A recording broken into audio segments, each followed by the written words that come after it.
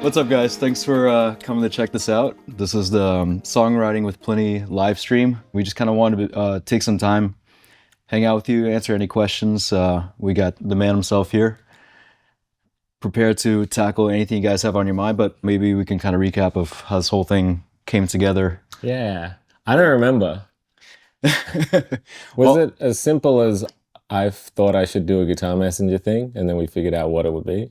Is that how it happened? You know, I think we were at the Petrucci experience, whatever his Guitar Universe in Miami. Yeah. And I'd mentioned that I'm bringing Guitar Messenger back and starting up some courses. Shit, and yeah. Like, we should do something. And then I feel like you've already done some like really guitar playing oriented stuff. Yeah.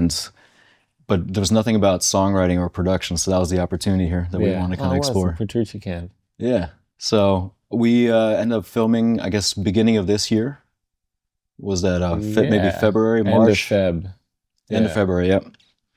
And took some time to put it all together because one of the things that came out was a whole new single that you just dropped. Yep. So that was one of the two main parts of the chorus. The first one was Dog Days, which Plini had prepared beforehand, and I think you wrote everything in a couple weeks leading up to the recordings. I almost finished it when we were gonna film, and then luckily you pushed it back, and then I finished it more. That's right. Yeah. So extra prepared for the recording. But then we used some of the techniques from that for the subsequent songs, and some of them ended up actually didn't work out right away, and we scrapped them. Yeah. You know, we kept one of those adventures up for you guys to see in the chorus, and then one of them did end up landing. And I hope you put that out at some point as well. I think I will. I quite like it. But the first two was so demoralizing. So let's talk about that a little bit because we also we were filming at night because it's easier to control the light. Yeah. For those of you who don't know, you might have seen the space in some of the other videos that I've been a part of, but it's we have lots of windows. In fact, most of the room is windows. So daytime, it's you can't control the light quite as well. We want to get really nice, consistent video for you guys. So we're shooting at nighttime. Yeah. And so I've learned about myself that I'm most creative in the morning. So I would get here at like 5 p.m. and then I was just like smashing coffee, hoping I would create something. Yeah. And then we tried twice, and both I got like half an hour in, or maybe even longer. And I was like, this fucking sucks. It was really promising right up until the moment you decided it wasn't. Yeah, it really was. I was like, yeah, this is good, this is good, this is good. I hate it. I think there was also moments where you're trying to go really outside the box. Like, you know, you were asking me for some time signatures and different tempos and just really randomizing it. Yeah. The song that ended up landing eventually, I remember there was a moment where it's like, all right, let's refocus on the things that you actually taught in the first part. Yeah. And let's really utilize those and use them as a kind of a vehicle to make a new song. And that one landed. It was cool. Yeah. So let's see. Let's start diving in. You guys are taking notes of the pumpkins. We are festive here at Guitar Messenger. This house is a home. Plini Ray Vaughan. Great comment. Please tell me that iced latte is pumpkin spiced. It's not, and it never will be. Yep. But we're not that festive. Actually, no, I probably will. I've been dabbling in flavor, like the cream top. Oh yeah. Yeah. So for any of you that get to visit LA, this is not a sponsored statement, but Maru Coffee, excellent. Their cream top, good choice. We should start a TikTok for Guitar Messenger, but it's all just trying good-looking drinks. Drink Messenger. Yeah. Let's keep it Guitar Messenger. Yeah. Okay. Fine. Is Plini hating Windows an important part of the creative process? Hating Windows? Yeah. Do you Windows mean like the opening or the operating system? I imagine it's the operating system, but it'd be funny if it was about Windows. Do I hate Windows? I probably did when I was younger, and I was like, Apple is life. Mm-hmm. But I don't remember the last time I used Windows. When did you last use Windows? 2004. 2005 is the last time I had a laptop that ran Windows. It was my primary What about tool. Any of the shit that they used to build guitars? Do they run Windows? A lot of those CNC do. Machines? Yeah. Do you ever use them? Or you just see them? I see them. I've not really spent time with them. Josh, do you ever use Windows? Do you hate it? I don't like it, yeah. Why? This stream is not sponsored by Windows. It's actively unsponsored. We've got the great Joshua Della Victoria behind the scenes. Wait, there's part of him. We wrote a whole song for him right before this, so we can play the chorus from it.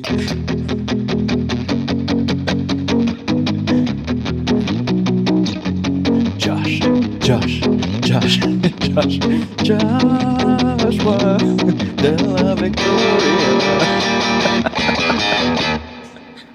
Amazing. Yeah, songwriting part 2 coming soon. Oh, to answer the question though, is hating Windows a part of it? No.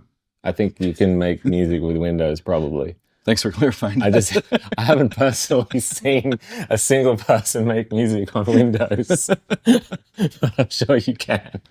In theory, it should be possible. Wait, do we know anyone that uses Windows? Well, somebody just wrote Per Nielsen's in the chat. I know he's a Windows guy. Really? Yeah. Oh, shout out to Per. Damn. Maybe that's the secret. Did he send you the song he finished? Because he did like a song for Strandberg and he made it into a full song. Yeah, it's he like did. The best thing I've ever heard. It's all sick. And it's okay. Windows is life. Yeah. So we may just change our opinion. Yeah. After all. Is it just coincidence that all chords in the opening intros are minor 6, or is there more theoretical explanation? In the acoustic riff at the 3-minute window, how'd you write a complex riff like that? Wait, what song? So I'm assuming this is referring to Dog Days. Oh, yeah, this is probably 4s and 5ths from the sound of it. That's like a major 7, I guess, with no 5th, and then that's a 4th thing. Yeah. You could look at the first chord as a minor 9 as well. I think until there's a root underneath it, it's kind of hard to identify it. That's right. There is an unreleased version of Stairway to Heaven that, if Josh lets us, may be released. Oh, what did you do? He says no. Oh, do you remember this? Yeah. Every chorus we end with a large Stairway to Heaven collaboration. Oh man. One of us is going to have a great funeral. Yeah, for sure.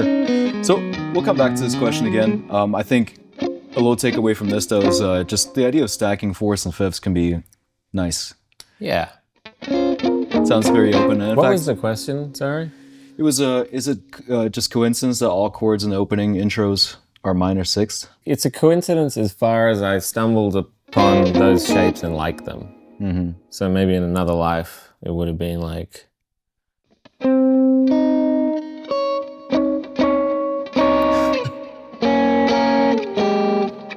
like something else. Yeah. It just happens that... And also for that part, because I was trying to rip myself off, I wanted to do it in the style of Electric Sunrise. So it's using similar shapes. If that's the part we're talking about. So songwriting by Plini is inspired by Plini. Yeah. That's great. I'll be your teacher. Yeah. Let's see. How do you usually go about building a chord progression for your songs? Do you choose mode, vibe first, or do you base off a melody, or this is coming from Monica Guitar Girl? I was actually thinking about this for a potential songwriting too. Mm-hmm. Is talking about like the different styles that I rip off, because I think one chord style is pop punk, like metalcore, like that. Yeah. And then the other one would be like Joe Satriani, like the... And then another one would be, I guess, like Animals as Leaders, or like something fusiony, like... Yeah, like more chromatic and angular. Yeah. And then there's probably more. For sure. What's the question again? The question is, how do you come up with... how do you usually go about building a chord progression for the songs? And what kicks it off? Is it a mode or a vibe or a melody? Usually a vibe that would be taken from somewhere else. So I'll be listening to like a pop punk song or something and want to try and do it, but in a prog style or whatever. Or listening to something fusion and be like, oh, what would that chord progression sound like it would have metal drums. Yeah. Or like drum and bass, electronic drums. So it's usually the harmony comes from something else, and then the style that it's in is a way to avoid being sued. It's fantastic. I guess you can't copyright chord progression, so you are free to use those, and then the melody is what defines it all. But yeah, because I think the chord progression is what contains the emotion. That and this like style of arrangement. Yeah. Yeah, if you couldn't repeat a chord progression, there would be no blues with Plini. But what I think is interesting, you just described 3 vibes, so the pop punk thing, the Satriani kind of thing, and then more of a fusiony Animals as Leaders thing, or and it's almost like three degrees of complexity of one that's really, you know, rooted in usually minor harmony, and it's very in there's few like harmonic surprises there. Yeah. White notes on a keyboard. Yeah. The Satriani thing is he tackles a lot of Lydian. Yeah. You know, so you get a little bit more tension there, and then the fusion thing is you're kind of free to move things around without thinking of what key you're in. It's just like what sounds cool together. Is that how you think about it? Yes, exactly. Okay. Something probably in a Tim Miller video that is talking about like crazy chord extensions and just playing anything you want that has the same note in different chords, and then it sounds nice. This is my free version of explaining a concept. Yeah.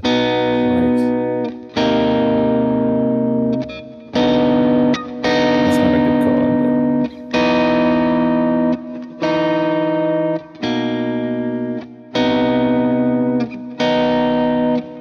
But like keep one, anyway. You can figure out how to make it nice, but keep one note in a chord and move everything else around it. That's in music education, voice leading is something that's often talked about. So that's you know, just using as many common tones as you can between different chord changes. So the one thing that is different between the two then is really emphasized and brings out the color. So it's cool that you intuitively arrived at that. Yeah. As well. I wonder how much further along I would be if I learnt music. Who knows? Maybe you wouldn't have, you know, discovered that. I mean, that's a larger conversation, but I think about that sometimes. It's like, is it, you know, I remember when Lydian felt like flying through clouds, and now it's like, it's sharp 4. You know? You saw how the sausage was made. Yeah, exactly. Joshua Marshall is asking, how do you keep such a clean signal when recording leads with high gain? I actually don't use that much gain. I use a lot of compression, at least in the lead tone that I use in Dog Days and have been using mostly. A shitload of compression. I guess if you have the course and you have my plugin, you'll have the preset. But I think the compress is like everything's maxed out. And then the drive pedal is also maxed out, I'm pretty sure. And then it's running straight into a cab, which is doesn't exist. Like there's nothing powering it in the signal chain, but it sounds cool. But there's no actual like distortion from an amp. So it's all very smooth. Like it's ultra compressed into a drive pedal that's not being amplified any further. Yeah. So you end up still getting like all the finger attack and everything. It's brought up by the compression. Yeah. And I guess if you look at distortion as means to an end, which is let you play with sustain and, you know, execute certain lines. Yeah. Where you have enough juice under your fingers to do that. I guess compression is another way to get there without adding all the hair that comes from the distorted amp. Exactly. Yeah. But definitely check out the preset that comes with the course on that. I think really unique to skip the amp in the signal chain like that, and I was really impressed with some of those tones.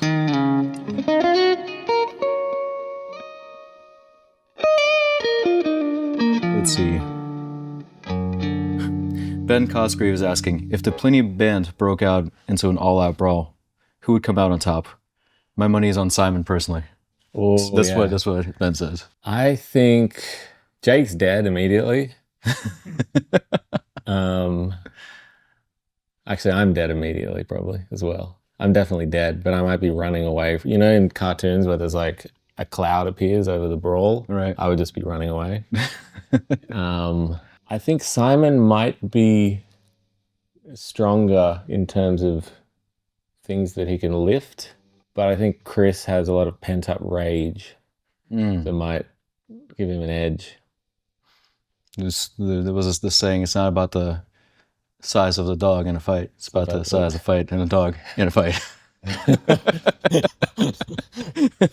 Yeah. Yeah, I don't know. We'll find out on this tour. Okay, so to be continued. Yeah. Brawling with Plini. Brawling with Plini too. This time it's personal. Yeah. Yeah, I wanted to do a course that involved the whole band. So here we are, we're gonna brawl. It's like a Survivor style show. Yeah. Brad Garber Guitar asks, you seem to release a studio album every 4 years, and an EP every 2 years, and singles sporadically. What's your philosophy regarding when to release music? As soon as it's ready. So it's a total coincidence, but I think I've probably been influenced by the other cycles of bands touring. So by coincidence, I first started touring heavily in 2016, which is when my first album came out. So I ended up doing a lot of tours with Animals as leaders, and then a lot of tours with Tesseract. And I think both those bands are pretty consistent. Well, Animals like take 25 years or something between albums, and Tesseract probably take like 2 or 3. So I think because I toured with them, I was like, oh, now I've done all this, now it's time to make some music. And then that just kept happening. But I like doing EPs in between albums because it's like a low stakes way to try new things. Mm-hmm. So I'm going to make an album now, the end. This year was, or maybe even stretching into last year, we saw some different singles coming out. Yeah. Some different collaborations. Is that just circumstantial, just by virtue of being traveling where you're traveling and different projects, different companies, or? Total coincidence, because I did a couple of songs with Neural DSP that were pre-written. Like we spent some weeks writing shit over email and then got together and made a video. And then when I was in Helsinki towards the end of last year, they were like, what if you try and like do it in one day? So then I did the thing with Kiko. Mm-hmm. And then that just became something that can be done. And then I did one with Mateus, and then one with Tosin, which I still haven't finished getting ready to be mixed, which I should have done by now. Because I did it like 2 days before we filmed this course. Okay. Yeah, so it's kind of just a coincidence of things coming up that are fun. Mm-hmm. There's no grand plan of like album, EP 2 years later, and like this many singles in between. Right. It's kind of happened. Mango 5150 is asking, I often find myself with a good idea, but halfway through writing I get bored of the idea and either get stuck or completely delete the idea. Is this something you have issues with? Yes, and there's footage of me doing this on camera. Just to tag on to, for me, I'm curious, observing you go through our process, it didn't seem, like I said earlier, it didn't seem like it was not going anywhere until it stopped. Yeah. So in your mind, what do you think is like, what is that key moment where you're like, all right, it's time to abandon this? And like, there's not like a sunk cost fallacy where you've already invested hours into this idea, so you're obliged to finish it. I think it's a vibe-based thing where I'm not enjoying hearing it anymore. Because when you're writing something and you write a cool part, you just sit and listen to it like 3,000 times in a row, maybe like tweak one hi-hat. But it's like, the part seems so cool that you don't mind. Whereas those ones, I was just hearing it over and over again. I was like, I hate this. I don't want to be here anymore. Yeah. So it's like, it's time to close this idea. I mean, you can delete the file, but you don't have to delete the happy memories of creating it, and you can recycle them for something else. Sure. Like I think one of those things we did that I hated was in 7. But so I'd probably still had the same 7-y shit floating around when we did the good one. So yeah, I guess it's like sketching or anything. You can learn something from the waste of time. Well, then hopefully it's not a waste. Yeah. Yeah, so kind of Harmais, I hope I'm saying that right, is adding, I think, to this discussion, he's saying, or they're saying, my main issue is staying committed to ideas and finding ways to finalize them. What are some tips you could provide on how to focus more on finalizing song ideas? Have you done the course? On finalizing them, I guess it depends what stage. If you have the song written, then it's kind of just a matter of doing work to do the finishing touches, like adding the other instruments. If it's getting stuck before finishing the song, I don't know. I think it ultimately is all work that sometimes isn't fun or inspiring, but you just keep doing it and then the song may come out of it. and trying, depending what you're stuck with, is just trying different things that have worked in other songs, either that you made or someone else has made. Like halfway through the song, these 5 songs do this thing, so I'm going to try doing that thing, like put a guitar solo or like remove the drums or something like that. Yeah, and I think just spending time, maybe not even enjoying it, but just trying different things. So one observation that I could add to this is watching and work through these different songs, looking at the plugins that are available on the computer. You have no shortage of access to different, drum libraries, bass libraries, guitar plugins, all those things. But there's a very limited palette of things within Logic that you were working with. I found that was actually interesting. I think maybe narrowing some of the options helps get that out of the way of the creative process. It's like the tools are there, they sound good. You don't need to be mixing, every variation of every hi-hat hit and things like that. You have a limiter style plugin that you throw on the whole thing, God Particle, pretty much from the get-go, and you kind of balance into that, but you don't get stuck on some of those details, which I think was probably conducive to getting the songs done. Yeah, which I also realized when we were eating the other day, and listening to those songs. What was the one with the lyrics you liked? Oh gosh, refresh my memory. Something to do with, it was one of those really simple, it was like I'm not something. Actually, Tosin was singing it. It's like, this guy is not... oh, yeah. It was like not going to take it or some shit. But it was a very, very simple, like 2 chords. Not giving up or something. They were just grooving.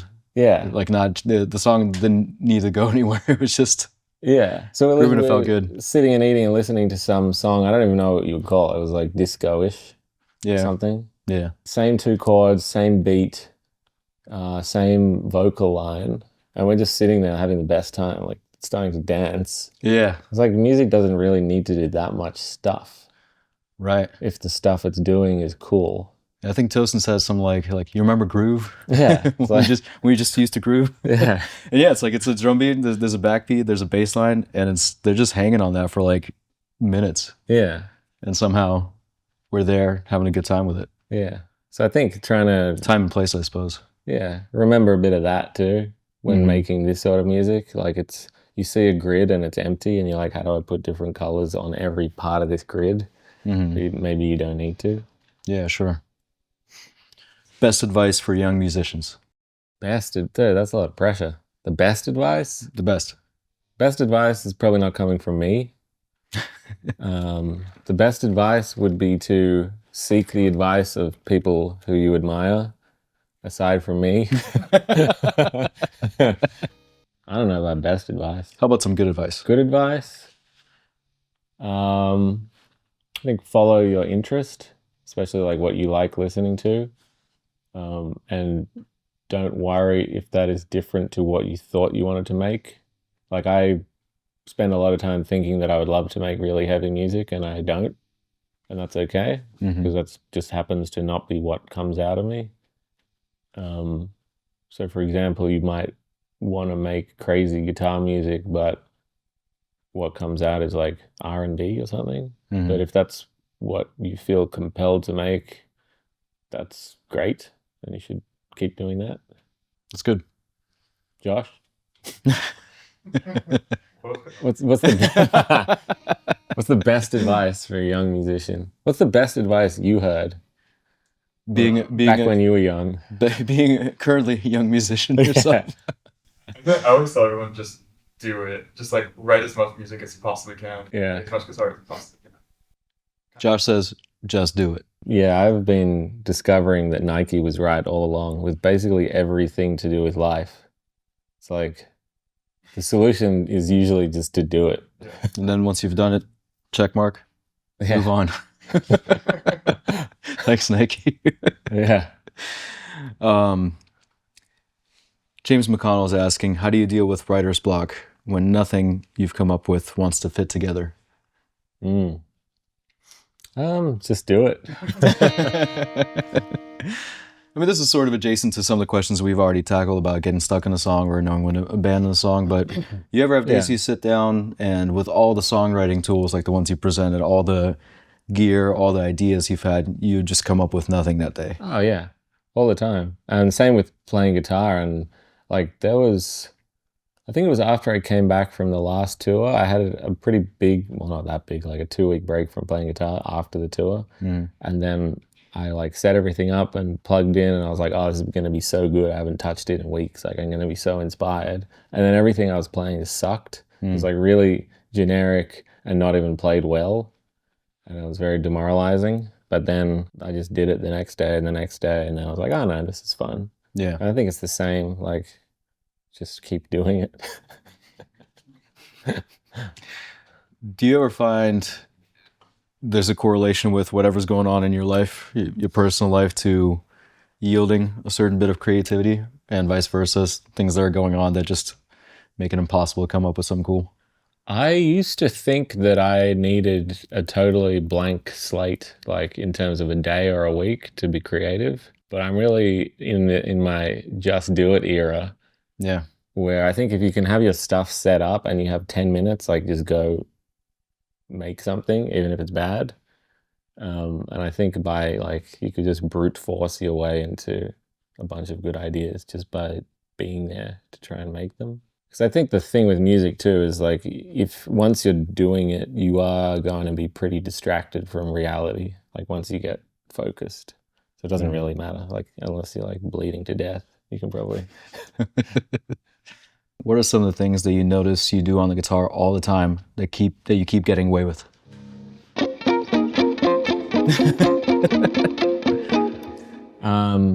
Definitely those chords, and also this one. Or this. Those chords, only playing the scale in this position.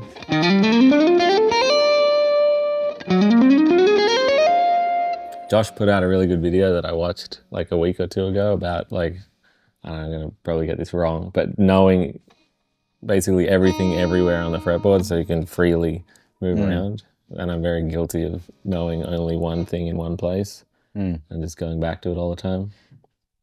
But that's the thing I try and do when I'm writing, is force myself to learn to play something elsewhere other than the easiest place. What else do I do all the time that I get away with? Starting every song with some sort of a pedal idea. I was putting together the set list for this tour we're doing with Animals as Leaders, and I tried to make it like kind of the better songs, but they all start exactly the same. So there's just like, it's like a 45-minute set and 20 minutes of it is just pedal note intros. So there's going to be like the Dog Days. Right. And then Electric Sunrise. And then I'll Tell You Someday is like, it's not like that. And then there's Glass B Game. And Red Fox. It's not a pedal note, but it's like a percussion intro that's like. So basically, yeah, all of that stuff. So there's a rhythmic foundation. You're not really establishing any harmony with any of those, but yeah, not even a key necessarily, but there's like a groove that's established first. Yeah. So I think that's an interesting takeaway as far as a comfortable entry into a song for you is rhythmic. Somebody was asking before, it's like, is the melody or chord progression or whatever else? I actually think you vibe with a lot of rhythmic motifs as a starting point. Yeah, I guess what you hear first is rhythmic. I guess the inspiration could be either rhythmic or harmonic, and then usually it's just smashing two of those stolen ideas together. Yeah. On This West is asking, how do you avoid self-repetition? I often find myself unintentionally using the same progressions, chords, and licks again and again. I only release an album every 4 years, so everyone forgets. I do it in a different way, like do it with a different sound, different tempo. If it's a rhythmic thing, then the harmony can be different. If it's a harmony thing, then the sounds and rhythm can be different. Like same thing, so many of my guitar solo sections are just like,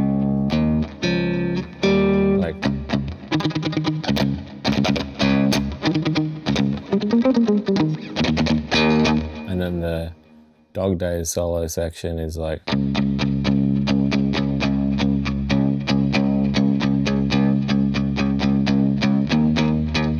and probably many more. But one's like a muted guitar, one's a bass and a synth bass, and the tempo's different. So you kind of change the aesthetic. Yeah. The underlying ideas can be similar, but you varied up the rhythm a little bit, you varied up the sound source. And actually I think something that's very important, at least to me, is that the aesthetic changes, because it would be very easy to get stuck using the same like mix template or tone template that I started making music with. And then if I'm also like repeating a lot of harmonic ideas and not learning to play the guitar elsewhere aside from that one position, like I'm going to get stuck pretty quickly. But if my taste in like drum tones and guitar tones and arrangement and everything changes, that can make up for some of the other stuff not changing. Or like if it's going to stay the same tonally, then I should learn some new harmony. Like I feel like something always needs to evolve. Yeah. Or I'll just be literally making the same song instead of slightly different song. Yeah. And so, it's like this, especially someone who's wearing so many different hats in the process of conceptualizing, performing, recording, mixing, producing an entire track. Efficiency comes to mind. You got to find a way that actually allows you to get from the inception to a song that you're putting out. There's a lot of process there, and you have to be efficient. But if you get too efficient, and maybe that's what you're getting at here, is if the template is the same, if a lot of the tools are the same, the harmonic ideas are always the same, then it's like, you'll probably crank out another song more quickly, but will it be as worthwhile? Yeah, I think the thing that's sick for a lot of pop artists is they'll have like totally different songwriters and producers, and then the producers get different people playing on them. So it's like the same person's like singing about the same shit, like money or sex or whatever, but they got like a team of 10 different really talented people doing totally different things every time. So they get just really diverse. 10 new perspectives on money and sex. Sounds like a guitar message. 10 new perspectives. Songwriting with Plini 3.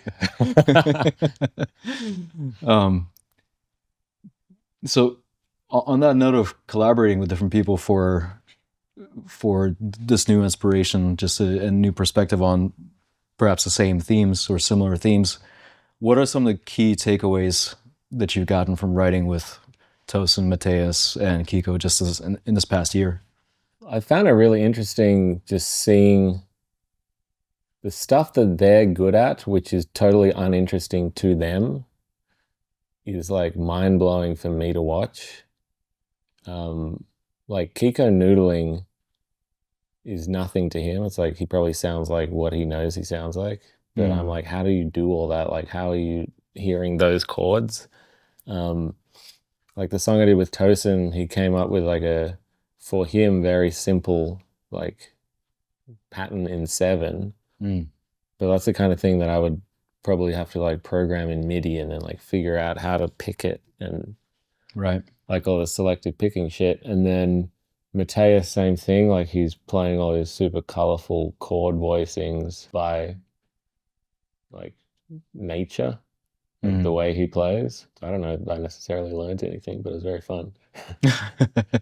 Well, I guess it's just a very, like, because I'm trying to make music with them, I'm internalizing their ideas more actively than I guess just listening to them play like in their music or watching a video or something. Sure, yeah. It's actually kind of like, what are you actually doing there? And then that makes me learn a couple of new things. Yeah. I mean, even if, but just by osmosis, if you're involved in the creative process, you're going to be evaluating on a more critical level than listening to a finished product. Although the thing for me And I think with this style of music is it's not very well set up to be made quickly. It's not really get in a room and jam music. Correct. It's more like I'm going to go away for 2 to 3 years and try and develop something interesting, and then I'll send you the chart for it, and then you work on it, and then I don't know if does Animals as Leaders jam to write music. I've witnessed a couple of jams that they've done. Yeah. Some ideas have come out of that. Yeah, You know, like, I think that's crazy.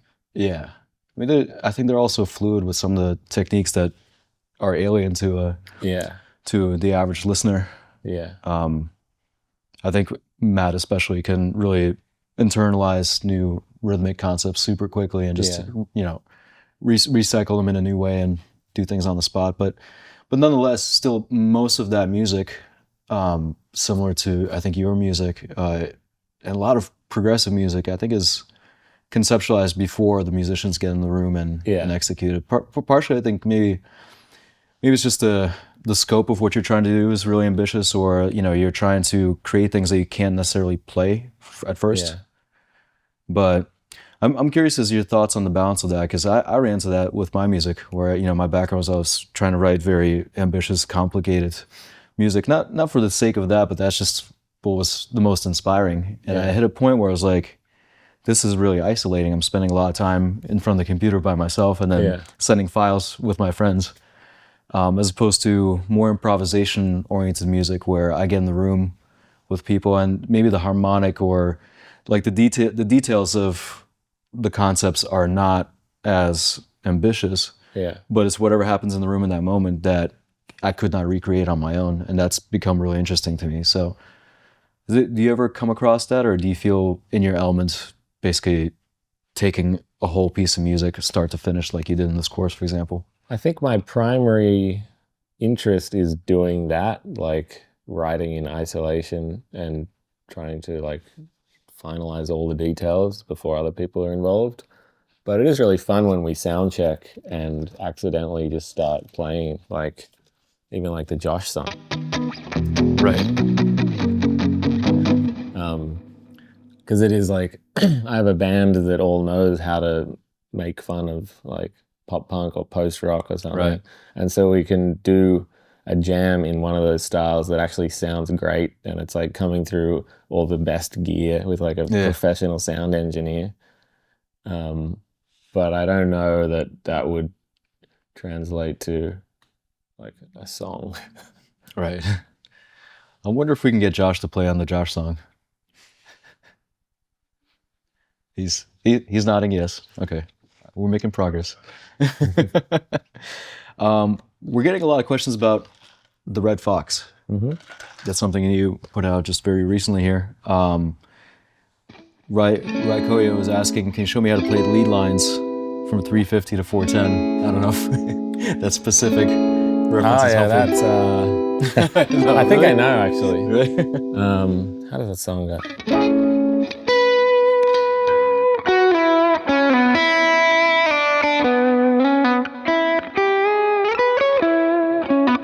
This is still like 2:30. I'm just trying to find my way there.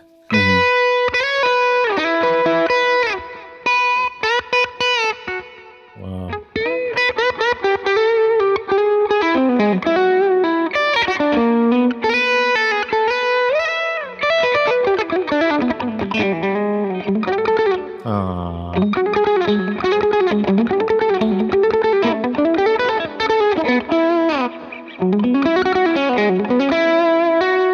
And then there's a drum solo, and then it's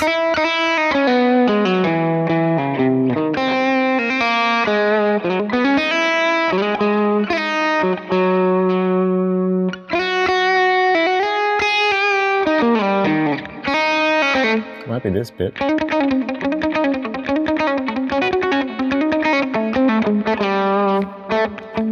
They say, you definitely know, it's the hardest part.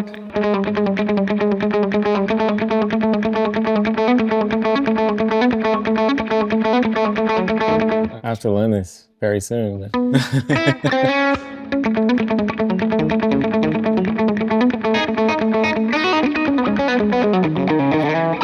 Something like that. So no, I can't show you. They go, it's the fastest lick, and then the crazy half step thing you do, which must be that. Yeah. Well, I guess I can just show you that bit. It's so I'm picking the and then hammering the.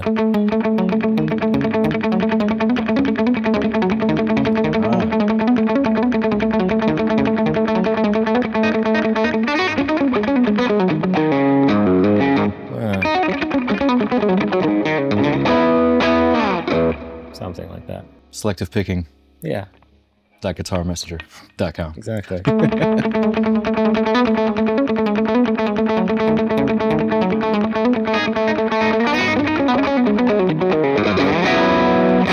Ben Cosgrave says, now do it all again, but down pick it.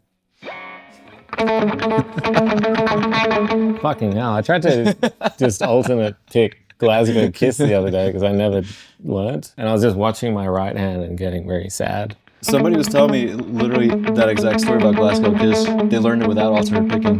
Yeah. And then tried it with alternate. I do like a shitty sweeping things just bad. Yeah. Do you practice improvising over changes, or do ideas just flow from the conscious mind? Whoa. That's from Is there a third Rosen option? Paradox. I do sometimes. I guess when I'm writing and I write chords, I sit and improvise over them to come up with the melody or the lead, like solo parts. When we tour, we often have an open jam section, which is improvising, but not as much as I think I would like to. Mm-hmm. That's something you're looking to work on and you're playing, or? Yeah, I think I should, after I watch Josh's videos, I should actually try the things that he's teaching. Yeah. Which again comes down to the just doing it part. Right. Which is the thing that I've left out of most of my ideas in life. Just doing them? Yeah. To do with guitar specifically. But yeah, it's like, oh, learning this would be cool, and then I don't learn it. I know what you're talking about. Yeah. This is my YouTube feed, which is like 80% guitar videos. I'm like, damn, this is awesome. And like, I'm like, wow, I love the sound. I really would love to get this in my hands. Oh, I should work on my selective picking. Yeah. Yeah. I understand. Just should do it. Just should do it. Can you share more about how you get inspired to incorporate certain samples into your songs? I love the dog in Dog Days. Yeah. Just do it. Where did I think I stole that from like electronic producers and even like kind of the meme sort of thing where people sample random stuff and make music out of it. Because I think, like I said in the course, it just kind of gives it a sound that's more unique. It's not like a software instrument that everyone has or like a guitar tone that everyone knows. It's just a random bit of sound. It makes it more colorful. Yeah. I think piggybacking on that, Steve M is asking, the use of auto-tuning your girlfriend's dog in Dog Days is so out of the box, yet so cool at the same time. Are there any other Easter egg sound bites from your life that you have in your songs? The beginning of I'll Tell You Someday has a recording of a pizza place that I went to with a couple of friends of mine. Trying to remember what he says. My friend Chad, who's very unlike the meme version of Chad, is almost like the total opposite guy. Hopefully he doesn't watch this and get offended. If you turn it up, you can probably hear it. It's something just like, oh, I really like the interior of this restaurant or something. But it's in the midst of like a bustling restaurant. Yeah. And that's part of the intro, like ambience. Mm-hmm. I forget why I did that, but I guess the same thing. But I originally stole that idea from a Jamie XX song. I think it's called Loud Places, which has I think the beginning is like a recording of some sort of a room. Mm-hmm. Eli is asking, how do you flow and progress from one idea to the other and have it seem so connected, especially in prog where things change regularly? Put a reverse cymbal swell into it. Yeah. There's a couple of those in the course. That's all you need. I think things may change regularly, but a lot of them stay the same. Like the drum, if everything in it is the same instruments using the same sounds, then you can change what's happening theoretically, and it's not that jarring because it just sounds like the same people just went from doing one thing to another thing. I think if you change everything, it would be pretty jarring, but then that's where you can use stuff like swells to sort of transition in. I mean, like, electronic music does it the most obviously, where they'll have, like, everything's getting filtered in different ways over, like, the 4 bars leading up to something. So you know something's about to happen, and then you know something else is about to happen. I think you kind of just described 2 interesting concepts. One is setting the listener up for the notion that something is about to happen, something's about to change, whether that's the filtering in the electronic music or a reverse cymbal. But there's ways of announcing to the listener change is coming. Yeah. The other one is to avoid that, actually, and to make it feel more connected by using uniform elements from the preceding section going to the next section, whether it's to copy and pasting the groove and removing the guitar layer so it's just the bass doing it now, or things like that. And if you look into the Dog Days process, I think that's definitely something that was employed. Yeah, because in that there's the... is happening the entire time except one bit. I think for 1 bar gets muted. That's right, yeah. That's the connective tissue just flowing throughout the whole thing. Yeah. Dimitris is asking, what would you say are the biggest challenges in your career as an independent artist, and what advice would you give to make connections and meet people in this industry as a bedroom guitarist? I guess Instagram. We all became friends. Well, we became friends from, like, MySpace or something, or Facebook. Yeah. Probably Facebook. You know, actually, it was the Guitar Messenger Per Nielsen competition. That's right. When we released Scar Guitar, I think 13 years ago at this point, we had a contest, and you were one of the finalists. Yeah. Yeah. I think that's the first time I heard your... Oh, so we probably communicated by email. Yeah. But so then... probably to send you some tune track products and... But I knew Mark from your band, Painted in Exile. Or was that his band that you joined later? Or was his band that I joined. Yeah, okay. Yeah. So I knew him probably on Facebook. Yeah, yeah. And then this was the grand era of Facebook where everyone was friends with everyone. Yeah, yeah. I would have added you, and then we played that show in Cleveland. That's right. A couple of shows. Yeah, yeah. We did, that was, Painted in Exile was opening for you and Intervals. Yeah. On the way to you guys' tour with Animals as Leaders. Yeah. But to answer the question... Yeah, just hit people up if you like what they're doing, and then if you have an opportunity to meet them in person, do that too. Sometimes you'll get along great, sometimes you won't necessarily, and that's fine. Yeah. I think something that I do a lot is just hang out with the people I like, because that also is fun to, like, work with people you enjoy the company of. For sure. And it's also fine to not work with people who maybe you, like, theoretically want to, but when you meet them, like, you don't have that much in common, like the chemistry's not there or whatever. Like, that's fine. The biggest challenge isn't necessarily a challenge, but I guess is just staying motivated, which again is the just doing it thing. Mm-hmm. I was having dinner with a friend from childhood the other night, and for some reason our conversations always turned towards how to, like, him asking me how do I, like, blow up more. And the conclusion, or our conclusion that we came to, was basically that I should get better at guitar. And then when I think about it, it's like, yeah, I haven't actually gotten that much better at guitar in the last 5 or 10 years. Like, when I first started releasing music, maybe some of the stuff I was doing was like, whoa, like, that's really cool. But I don't know that I've necessarily done anything that impressive on the instrument recently. And that's kind of scary, because it's like, so you're telling me I need to practice. But I think it's true that if I can get the motivation to get better at guitar, I will be able to make even cooler shit. I guess have a broader palette of tools to choose from when writing your songs. Yeah, and the challenge is that it all is, like, self-motivated. It's like I'm not employed by music. Yeah, it's a blessing and curse of self-employment. Yeah. It's like you really have to create the motivation. Yeah. Or sometimes ignore the whatever roadblocks you have and just do it. Yeah. But that finding motivation to say that and actually mean it and do it is Yeah, I'm in the saying it stage. Big things coming. big things coming.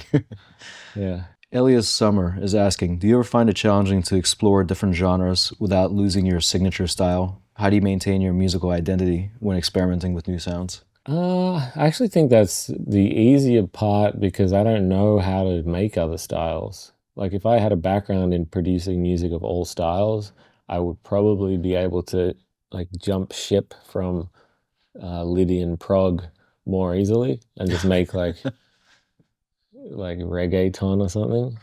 But instead, it's like I hear stuff from other genres and I'm like, that's really cool, but I only know how to like make drums sound this way. And I only know how to use like a guitar and a reverby bell. So I'll like take the rhythm but put it on the instruments I know how to use, which I think forces it into sounding in the same like realm of the stuff that I make. And because also if I try and do something in a style that I'm not familiar with, it's not going to sound very good. And I think my self-producer ear is pretty good at like not giving myself too much praise for things that aren't good. Like if I made an electronic beat, I wouldn't think it was good. Like there's just no chance that I would be able to do that without spending like 5 years or something actually getting good. Sometimes I wonder because if you do break it down, maybe one into its well, you hear certain things and you break it down into components. I mean, we have a finite. Actually, no, we have an infinite amount of options. But really, in popular music, we have 12 notes to choose from. There's certain progressions that are most common. I mean, we when we made the Josh song, one materialized in seconds. What do you think sets when that is so easy to create in some ways? What is also the same thing that makes it so hard to actually make it good? What is that fine line, you think? I think is the thing that I always want to be in the music that I make is that something about it is new, at least for me, and new and unique. So if I just make the Josh song, like there's nothing in there that's special yet until we like produce it together. It would need to have like a chord that doesn't exist in pop punk or like something about it that's taken to a new place. That's the spirit of prog speaking. Yeah. Yeah, just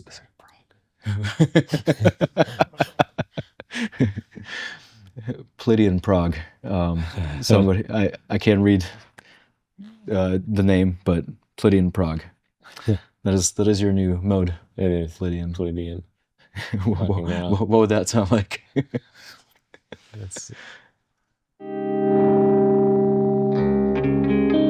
What makes it me though?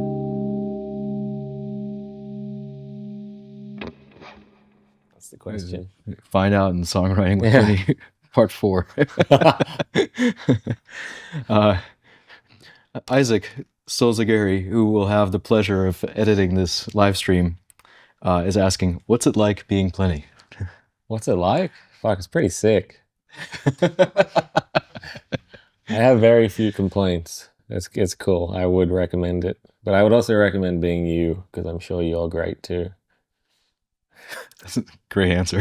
Just do it. Pete Liberati is asking, what are you most proud of writing and why? I was quite happy with the Red Fox because it's quite complicated. It's got some chords that were interesting to me. The rhythm's weird. And it's got a really long guitar solo, which I find scary because I don't think I write very good guitar solos. Or like it's hard for me to get excited about writing a guitar solo that's that long. But it's like it's got that cool bit that's hard to play. So I was pretty happy with how all of that happened. It was also one of the first songs I did with live strings in it as well, which AJ did, who you know. Yeah, so I guess it had a bunch of new stuff happening in it that was pretty cool to hear come together. Yeah. Ross is asking, how do you come up with song names? Would love to hear what made you decide to go with titles like Paper Moon, Pan, The Glass Bead Game, Ona 1154, and Sunhead. Sunhead, I wrote down when I saw the cover of Gojira's album Magma because it's got a sun that's a head. Oh yeah. And I was like, Sunhead, and I wrote it down. The There you have it. The Glass Bead Game is a book that I haven't finished reading, but it sounds prog. So I was like, I just wrote a 9-minute song. It needs a prog name. What are the other ones? Ona is a cafe in Sydney I really like, and 1154 is a pasta restaurant in, I think, Wellington, New Zealand. It was good. It wasn't like life-changing, but I liked the name, which I think is the year that pasta was supposedly invented or first made. Paper Moon. So the first EP I put out was called Other Things, and there was a moon on the cover. And then the next one was Sweet Nothings that was like zoomed in onto the moon, and then the moon had a paper texture. So I was like, oh, Paper Moon. And someone somewhere commented something about making a song called Moonhead. And so I think I might try and make an obnoxiously heavy sequel to Sunhead that's Moonhead. Sounds sick. Yeah. But yeah, pretty much just like stupidly. How did you get the original idea of Pepalillo? Am I saying that right? Yeah, there might be Papaleo. Pepalillo? Sure. This is Kelvin Lee asking. How'd I get the... how did you get the original idea for the song? I wanted to rip off Snarky Puppy. I don't think it ended up really like that at all. So yeah, there's something to do with Snarky Puppy involved in the first demo I made of it. And then a lot of Steve Vai, like having a...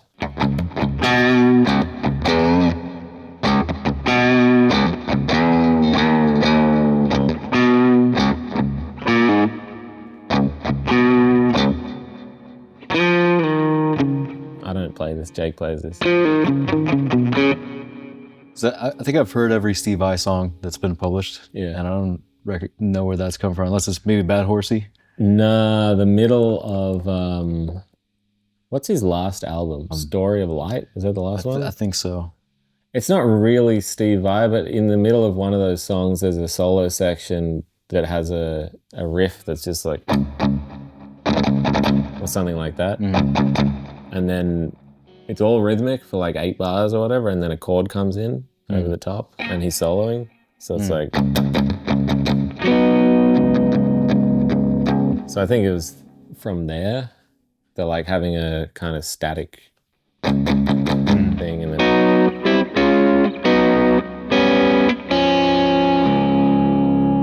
I want to ask that because that it illustrates an interesting point. I've heard you're saying you're ripping this off, ripping that off, our friend Misha says he's ripping off this sound, Tosin saying he's ripping off this sound. A lot of my favorite writers really feel like they're being very derivative. Michael from Opeth says, we're talking about ending credits, and he's like, oh yeah, I ripped off a song by Camel. And I searched for every song by Camel.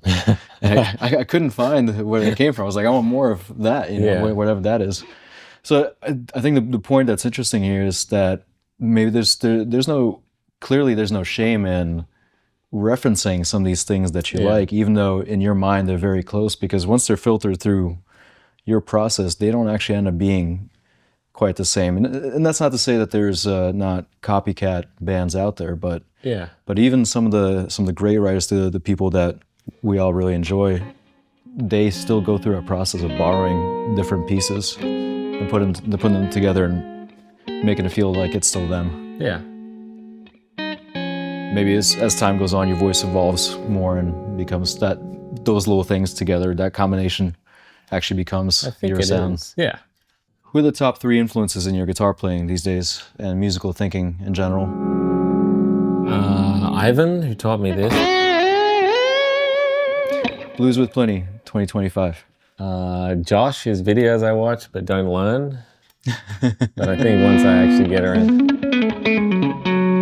around to learning, he will be a big influence.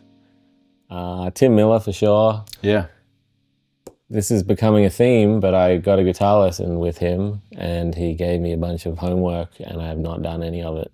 So it's time to do some work. In the words of great Australian philosopher Plini, just do it. Yeah, exactly. Well, I think I think we got some. We get to go dig into some different things, and thank you guys for logging on, asking all these questions. We're stoked you got to check out the course. We definitely have talked a couple times about expanding, possibly doing more along these lines. So definitely feel free. Stay in touch through newsletter, comments, and messages. If you guys have any thoughts, ideas, definitely welcome to hear them, and always love to get your feedback on the course that you already have. So thanks for joining us. This was fun. You want to end with the Josh song? Yes. Joshua.